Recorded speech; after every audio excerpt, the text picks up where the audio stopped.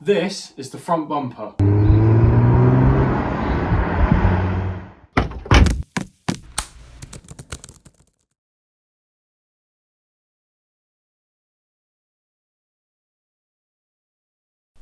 So like I just said, this is the 350's front bumper.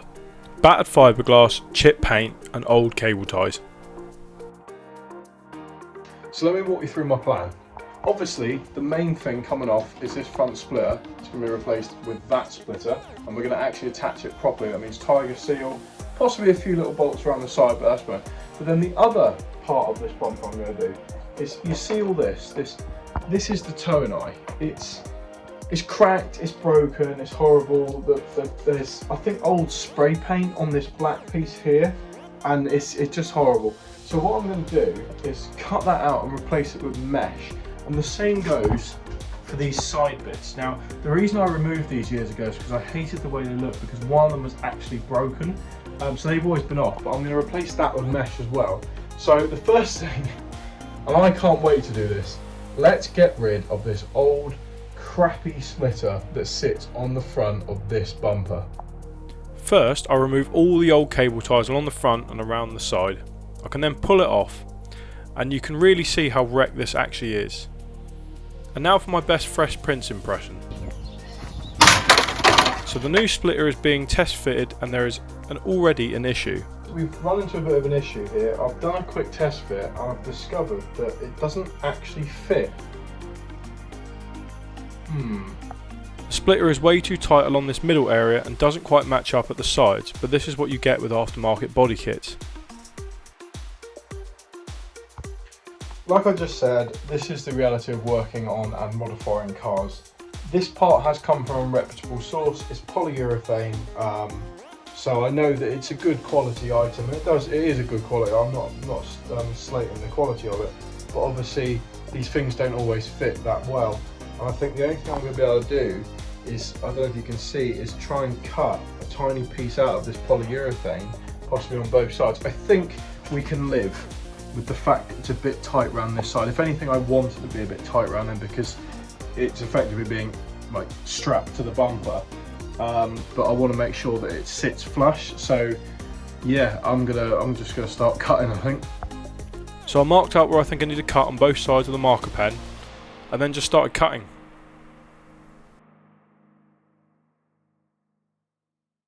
Okay, so the fitment is better. Still a tiny bit, I think, to come out here, and possibly a tiny bit there, but it's definitely a lot better than it was. So I'm going to recut and we'll come back to it. So I've just trimmed away a tiny bit more. Let's see how she fits. Right, I think we finally have it. It's no longer touching here. It's flush all the way up to there. Tiny bit stuck out there, but I'm not too concerned about that. Same on this side. And yeah, I think we're all right. And I quite like the way that looks. In fact, I love the way that looks. That looks really cool. So this is one of the setbacks you're going to have when modifying cars, especially of this age. Like, imagine the bumper has probably deformed over the 20 years it's been out in the sun. The polyurethane parts are never going to be a complete like carbon copy of what you've got. It's just one of those things, but you just got to take your time, and it will get there eventually. I had the same problem when originally fitting my side skirts. You just got to become a body shop, really. But now, let's get on with the rest of the build. Right, now onto this middle part. I started to cut out this middle plastic, which was actually a lot harder than I first thought.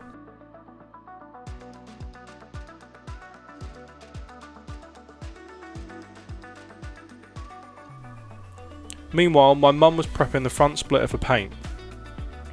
And just like the last video, we mixed up paint and just started spraying. That's the first coat on, now drying. So let's go do some sanding. I'm trying to get all nice and flush and decent for the mesh to have a good base to sit on. The first coat is dry now, so it's on with the second. And then when it was dried, I started to lacquer it.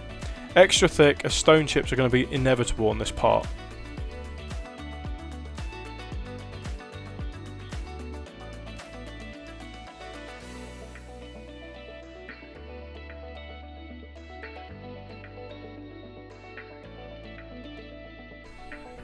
I can then start to work on the mesh around the side areas, simply cutting a shape from the mesh and cable tying them to the bumper with the pre-existing bolt holes.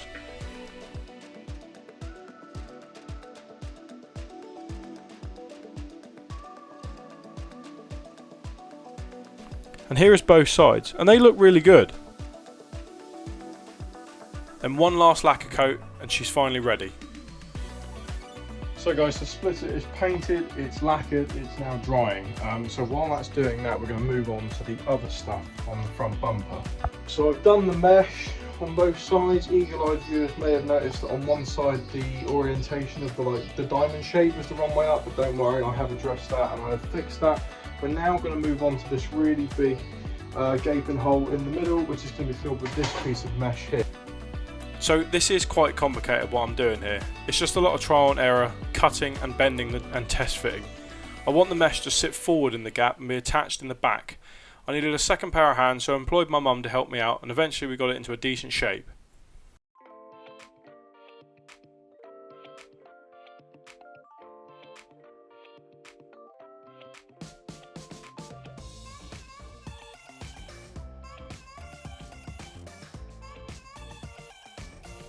I think it looks really good. Now for some cable tie etiquette.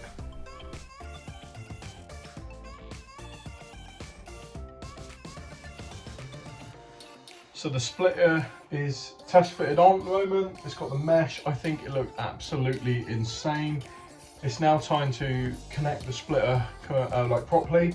And I'm going to do that sort of with a mixture of ways. I'm going to tiger seal it along the front, possibly a little bit at the back, I'm unsure yet. And I'm actually going to bolt it a little bit with some small little bolts that I bought. And the reason for that is because if, like me, and you've had parts of a car fly off, in particular the wheel, I'm a big sort of fan of making sure everything is actually attached, and I'm not quite sure if glue, I know it's good stuff, Tiger Seal, I just don't trust it. And you know, it's my car, I'm gonna do what I want, it's my car. Like, if I want to put bolts through it, then that's fine. But yeah, that's what we're gonna do, put some bolts, put a bit of Tiger Seal, and then we'll put it back in the car. This is looking really sick now. I'll give the area a good clean and then Tiger Seal, and then refit the splitter. Some Tiger Seal, I think it's sat where I kind of want it to sit, and now basically what I'm going to do is put a small one of those sort of screws I've got with a bolt in each corner, and then around the back I think there's going to be room, and yeah, I think that's just going to hold it on more securely because it is aero. Like, I know people claim that it doesn't do anything. Like, if you know anything about how the air is hitting the front of the car, it is definitely pushing down on this bit, which is inevitably going to be pulling it off the bumper. So if it's bolted on, then I think they're going to have peace of mind that it's fine. So yeah, let's go and do that. I know it's painful already drilling into this freshly painted splitter, but it's what I'm going to do, so fight me. Once I drill both sides, I'm able to put a bolt through and a nut and washer on the other side and clamp it down properly. I then do the same on the edges, but with smaller bolts. I bought countersunk bolts so they sit nice and flush with the bumper.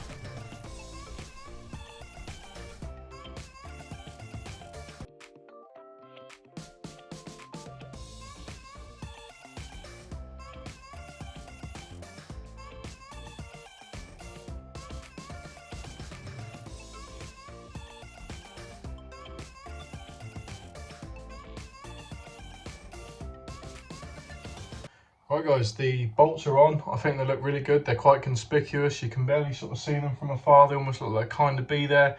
And it really does add quite a bit of stability to the overall thing. Like, the glue was holding it, obviously, on the front there. It's good stuff, Tiger Seal, once it's set. But just for a peace of mind, because last thing you want is it flying off when you're going down the motorway or something like that. And it's just one of those things that just adds a bit of peace of mind. Yeah, it may not be like the cleanest look, but it works for me. It's my car, that's what I want to do. The next time you're going to see this bumper is when it's on the car with the full kit, so that's what I'm going to go do now. But in the meantime, let's just rewind a little bit and add some context as to why I was doing this in the first place. I bought my 350Z for £3,600 in September of 2018. That's almost 6 years ago now. And here is the original listing photos, and well, she was rough and very unloved. And she's had a fair few issues, trust me, broken suspension, brakes and rust to name a few. And oh, let's not forget those leaking manifolds. And then in 2022 I finally got her to a roadworthy state, new brakes, suspension, engine parts, exhaust, tyres, and fixed the rusty parts. I then knew it was time to finally start modifying it how I wanted, to make my dream max power, Need for Speed, Fast and Furious, you name it style build a real childhood dream of mine. I added new wheels, a spoiler, seats, I started the boot build, and let's not forget the body kit. And after a few years of waiting, she's once again in her next chapter.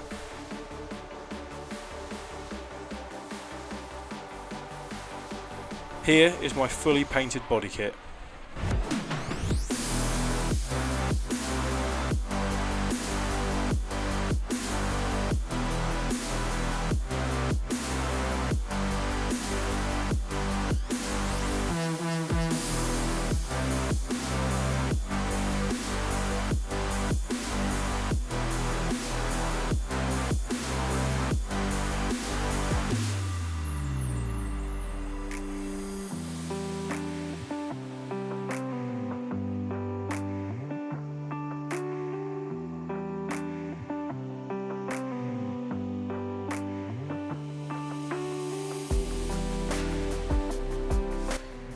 So there we have it, guys, my 350Z with its new body kit all painted.